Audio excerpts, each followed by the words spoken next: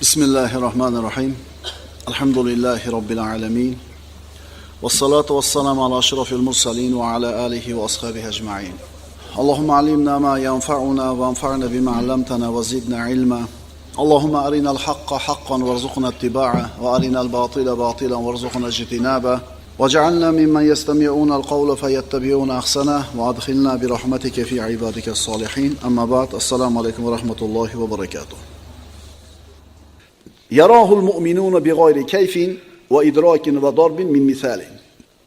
Mo'minlar uni qandaydir bir holatsiz hamda biror idrok qilishsiz, zarb masalasiz ko'radilar.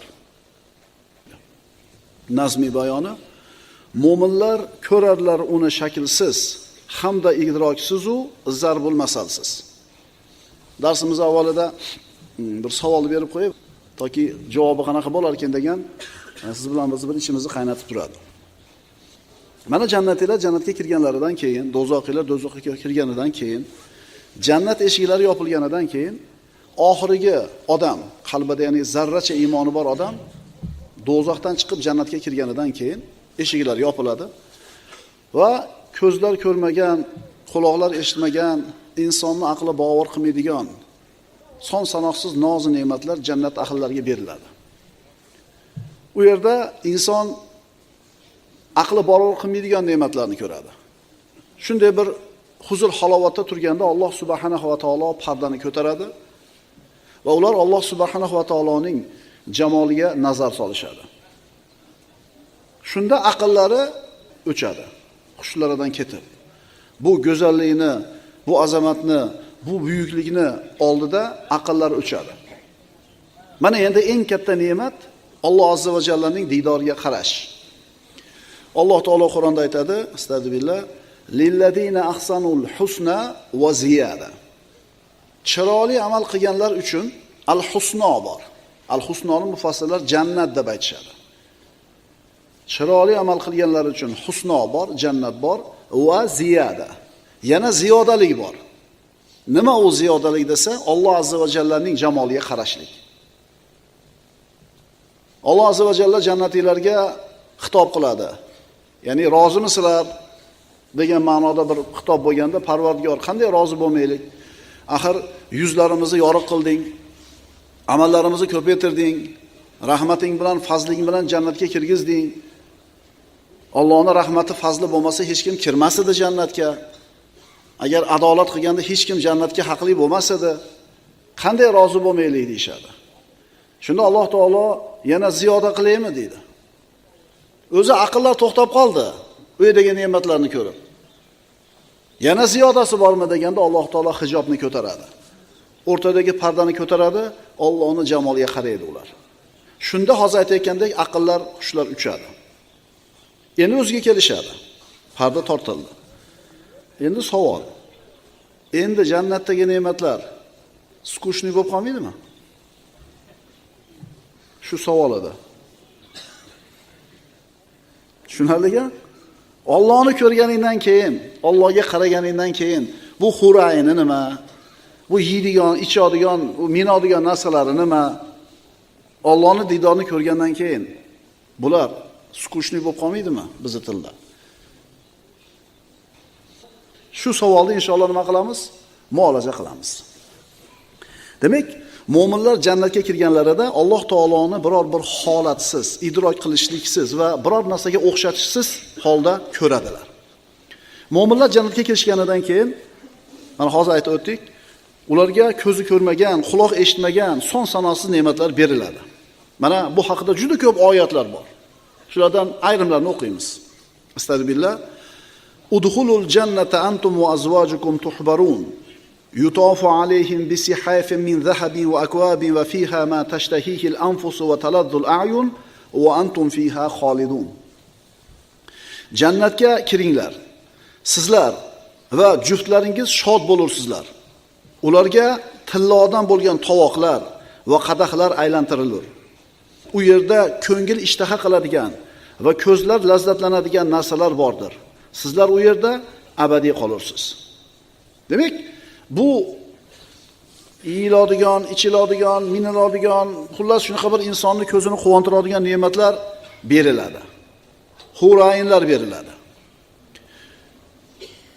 Mana shu jannat degan Alloh taoloning mukofotxonasi, ziyofatxonasiga kirishiga ega bo'lgan, mana shunday baxtga muyassar bo'lgan erkaklarga ko'plab ne'matlar beriladi va ular qatorida hurayinlar beriladi. Mana endi erkaklarga hurayin berilsa, ayollarga nima beriladi? Jannatga kirgan ayollarga esa bunaqa narsa aytilmagan. Buni hikmat haqida ulamolar quyidagi so'zlarni aytadi. Nima uchun bu narsa aytilmagani so'ralmaydi, balki Alloh taoloning xohishi deb qo'yish kerak. Mana shu to'g'risi. Ikkinchi aytiladigan gap, bu yerda ikkita hikmat bor desak adashmaymiz. Birinchisi, ayollarning tabiati hayo. Shuning uchun Alloh taolo ayollarga ular hayo qiladigan narsani ochiq oydin bayon qilmagan. Ikkinchi gap, oyat karimada erkaklarning ayollarga bo'lgan rag'bati boshqa narsalarning muhabbatidan muqaddam qo'yilgan. Chunki mana dunyoda erkak kishiga eng yoqadigan 6 ta narsa saralganda, birinchisi ayol aytilingan. Astagfirullah. Zuyyina lin-nasi hubbush shahawati minan nisa'i wal banina wal qanatiril muqantarati minadh dhahabi wal fiddati wal khaylil musawwamati wal an'ami wal harth.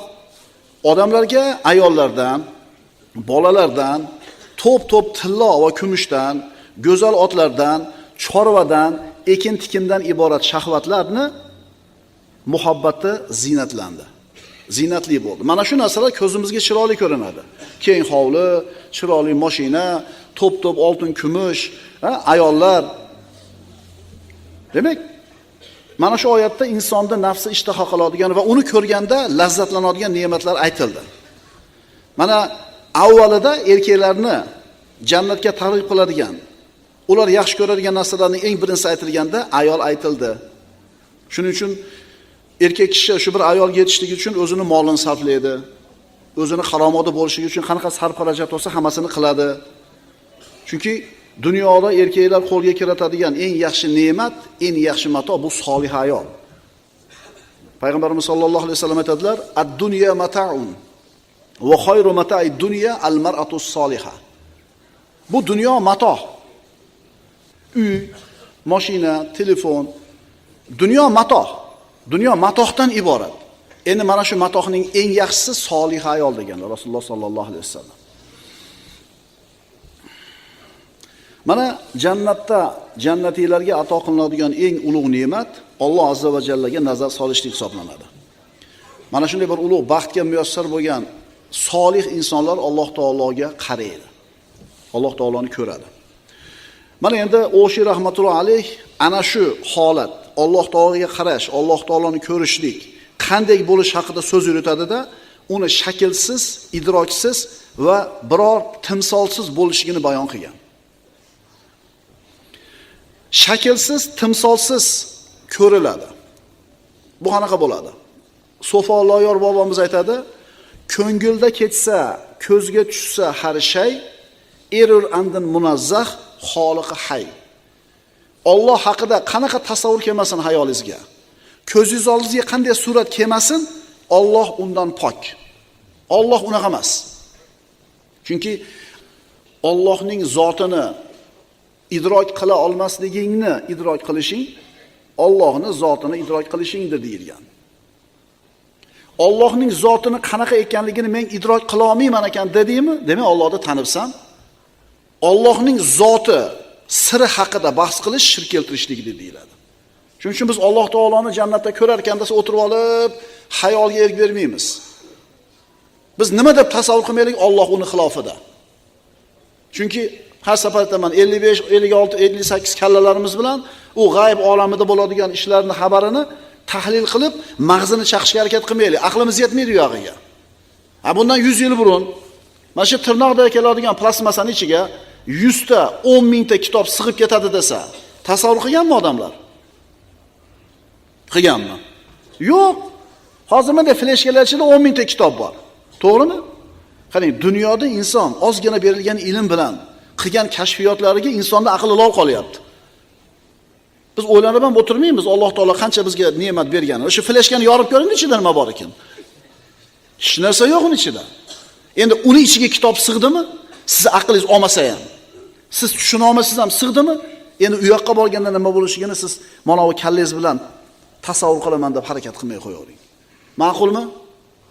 Qanaqa bo'lishini tushunishingiz muhim emas. Muhimi o'sha borib olib ko'rish. Ko'ngilda ketsa, ko'zga tushsa har shay erur andan munazzah xoliqi hay. Alloh haqida qanaqa tasavvur kelmasin kallangizga, qanaqa surat kelmasin ko'z oldiga, Alloh unaqa emas. Endi idroksiz ko'rish deganda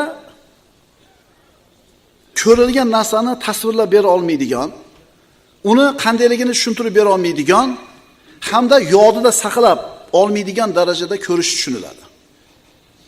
Mana javob berdik. Nimani shundaylar? Yodingizda saqlab qola olmaysiz. O'shuning uchun o'zingizga kelganingizda jannatda boyagi ne'matlar svejligicha turadi. Hijob ko'tarildi, jannatilar Alloh taologa qarab Allohni ko'rdi, endi uni tasvirlab bera olmaydi. Tili aqli ojiz, tushuntirib bera olmaydi, ojiz, yana yodida saqlab ham qola olmaydi. O'ziga kelgandan keyin qarasangiz, ko'rmagandek, yana boyagidek jannatdagi hamma ne'mat nima? Yangi aytyapmiz-ku, biz Alloh taolaning shu jannatiga kirib olaylik, birodarlar. Siz bilan biz tasavvur qilgan muammo yo'q u yerda. Siz bir muammoni tasavvur qiling, Alloh taolo uni hal qilib qo'ygan. Birodarlar, u Robbimizning mehmonxonasi, Robbimizning ziyofatxonasi, Robbimizning solih bandalarga beradigan mukofotxonasi. U dunyodagi 7 yulduzli va 8 yulduzli gostinitsa bo'lsin, 3 kunda zerikasiz. Mana qayerga intilish kerak. Mana maqsadni qayerga qo'yish kerak. Demak, Alloh taoloni jannatilar ko'rgandan keyin uni tasvirlab bera olmaydi, uni tushuntirib bera olmaydi va yodida saqlay olmaydi. Bu haqida Alloh taolo Qur'onda aytadi. Astagfirullah, wujuhu yawma idin nadira ila robbiha nadira. U kunda chiroyli yuzlar bor, Robbisiga nazar soluvchilar. Ya'ni oyatda aytayapti, Robbisiga nazar soladi, qaraydi, ko'radi deb. Endi kofirlar o'sha kunda Alloh taoloni ko'rishlikdan to'silib qolishadi. Kalla innahum an robbihim yawma idin lamahjubun. Yo'q, albatta ular o'sha kunda o'z Robbilarini ko'rishdan to'silurlar. Mo'minlar ko'radi, kofirlar to'silib qoladi. Imom Shofiy rahmatullohi alayh mana shu oyatda mo'minlarning Alloh taoloni ko'rishlariga dalil bor degan. Kofirlardan to'sildimi? Demak, mo'minlardan to'silmaydi. Imom Malik rahmatullohi alayhi esa uning dushmanlari to'silgan va uni ko'ra olmaganlaridan keyin o'zining do'stlariga tajalli qiladi. Ya'ni o'zini namoyon qiladiki, u zotni mo'minlar ko'rishadi. Boshqa bir oyat karimada ko'zlar Allohni idrok eta olmasligi xabar berilgan. Astagfirullah, la tudrikuhul absar va huwa yudrikul absara va huval latiful xabir. Ko'zlar uni idrok etmas. Ko'zlarni u idrok etar. Haligi oyatni yoki hadisni zohiriga qarab turib, tarjimasini eshitib turib, xulosa qilib oladigan odamlarga juda ham bir xatar bor shu yerda. Ko'zlar uni idrok eta olmas. Demak, ko'z ko'rmas ekan Allohni. Demak, Allohni ko'rib bo'lmas ekan. Qur'ondan dalil bor degan paytda oyatni zohiriga qarab xato qilyapti. Oyatlarni, hadislarni, akalar, ukalar, biz tarjimasiga qarab turib hukm chiqarishlikka, hukm olishga bizning haqqimiz yo'q. Ma'qulmi? Chunki bir oyatlarni o'qisang, Allohni ko'rib bo'lmaydi deyapti mana. Ko'z ko'rmaydi Allohni deyapti. Tevada Robbisiga qaraydi deyapti. Ko'radi deyapti. Qana qilib biz muvofiqlashtiramiz birga bu ikkita oyatni? Mana shu o'rinda biz kimligimiz ma'lum bo'lib qoladi. Endi bizga faqatgina ko'zlar ko'rmaydi degan oyatda aytib turib, ikkinchi oyatda aytmasa, ko'rmaydi deb urushib yuraveramiz. Meni hujjatim bor, meni dalilim bor deb. Xo'p, demak bitta oyatda qaraydi dedi, Allohga ko'radi dedi, bitta oyatda ko'rmaydi ko'zlar uni dedi. Buni qanday tushunamiz? Mana shu oyat karimani ma'nosini 5 xil ta'bir qilishadi ulamolar. Birinchisi, uni ko'zlar ihota qila olmaydi, Alloh esa ko'zlarni ihota qiladi. Ikkinchisi, ko'zlar uni ko'rmaydi, u ko'zlarni ko'radi. Biz oyatni zohiridan tushungan ma'no. Ko'zlar Allohni ko'ra olmaydi, lekin Alloh ko'zlarni ko'radi. Mana shu so'zni aytuvchilar ikkita dalil keltirishadi. Birinchisi, ko'zlar oldidagi narsani ko'radi. Ko'zlar bilan ko'riladigan narsalar orasida masofa, fazo bo'lish kerak. Shu bois o'zlariga jips bo'lib turgan narsalarni ko'rmaydi. Agar ko'zlar uni ko'rsa, u chegaralanib qolishi lozim bo'lib qoladi. Shuning uchun ko'zlar uni ko'rmaydi. Siz bir narsani ko'rishligingiz uchun jism bo'lish kerak, yorug'lik bo'lish kerak va ko'zingiz bilan shuni o'rtasida masofa bo'lish kerak. Fiqhul akbarda keladi, mu'minlar Allohni ko'rishadi, Alloh bilan bandalarning o'rtasida masofa bo'lmaydi deydi. Voy, unda qana qilib ko'radi? Mashina taqib oldingiz ko'zingizga telefoningizni. Ko'ra olasizmi? Ko'rish uchun nima kerak? Masofa kerak. Imom Azam aytayapti, Allohni ko'rishadi, Alloh bilan bandaning o'rtasida masofa bo'lmaydi deyapti. Unda qana qilib ko'radi? Boshida nima dedik bunga? 56-58 kallayni ovora qilma. U yoqqa borganda ko'rasan. U yerdagi haqiqatni tushunishlikka harakat qilma bu kallang bilan, u boshqa olam deb aytdik. Mana shu fikrni aytayotganlarning ikkinchi so'zi eshitish, ovozlarni idrok qilishlik degani. Eshitish, ovozlarni tushunish, idrok qilishlik degani bo'lsa, ko'rish degani ranglarni idrok qilishlik degani bo'ladi. Endi Alloh taoloni ranglar bilan vasf qilish mumkin bo'lmaganidek, ko'rish bilan ham vasf qilish mumkin emas deyshadi. Uchinchi fikr, uchinchi ta'vil. Bu dunyoda mahluqotlarning ko'zlari Allohni idrok eta olmaydi. Oxiratda esa Robbisiga nazar soluvchilar ma'nosidagi oyatni taqozosiga ko'ra uni idrok etadilar. U zot esa dunyo va oxiratda ko'zlarni idrok qiladi. To'rtinchi ta'vil. Dunyo va oxiratda zolimlarning ko'zlari uni Allohni idrok eta olmaydi. Mo'minlarning ko'zlari idrok etadi. Chunki idrok etish osiylardan man qilinib, mo'minlarga ato etiladigan izzat ikrom deyiladi. 5-ta'vil. Ko'zlar uni dunyo va oxiratda idrok eta olmaydi, lekin Alloh taolo o'zining do'stlariga ulardagi 5 ta sezgilardan boshqa 6-chi sezgini yaratadi, uni o'sha alohida sezgi bilan ko'radilar. Qarang, Allohni ko'zlar ko'ra olmaydi, idrok qila olmaydi, lekin Alloh ko'zlarni idrok qiladi degan oyatni 5 xil ta'vili bor ekan. Biz tarjimasiga qarab turiblar, bo'ldi, ko'z ko'rmaydi ekan deb to'xtaymizda. Shuning uchun biz haddimizni bilaylik. Biz o'rnimizni bilaylik. 1000 yildan beri turgan aqidani noto'g'ri deb olgani sal insof qilaylik.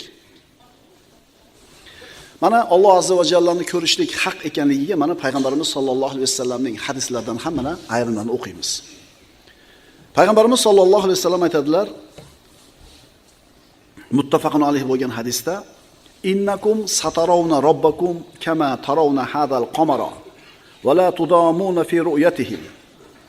Jarir ibn Abdulloh radhiyallohu anhudan biz payg'ambarimiz sollallohu alayhi vasallam huzurlarida edik. U zot to'lin oy kechasida oyga nazar soldilar. Bilasizlar, oy birinchi, ikkinchi kuni ko'rinmaydi, yangi oy. 3-kundan ko'rinishni boshlaydi. Ingichka bo'lib chiqadi, keyin qalinlashib turib 14 kun bo'lganda to'liq oy bo'ladi. Oy to'ladi. Shunday qorong'i kecha tunda mana osmonga qarasangiz to'ldirib turadi osmonni. Rasululloh sollallohu alayhi vasallam to'lin kechasidagi oyga nazar soldilar-da, sizlar yaqinda Robbilaringizni bu oyni ko'rgandek ko'rasizlar. Uni ko'rishda qiylanmaysizlar. Ya'ni havo ochiq bo'lsa, bulut bo'lmasa, osmonda oy to'liq turgan bo'lsa, odamlar uni ko'rishlikdan qiylanadimi? Qiylan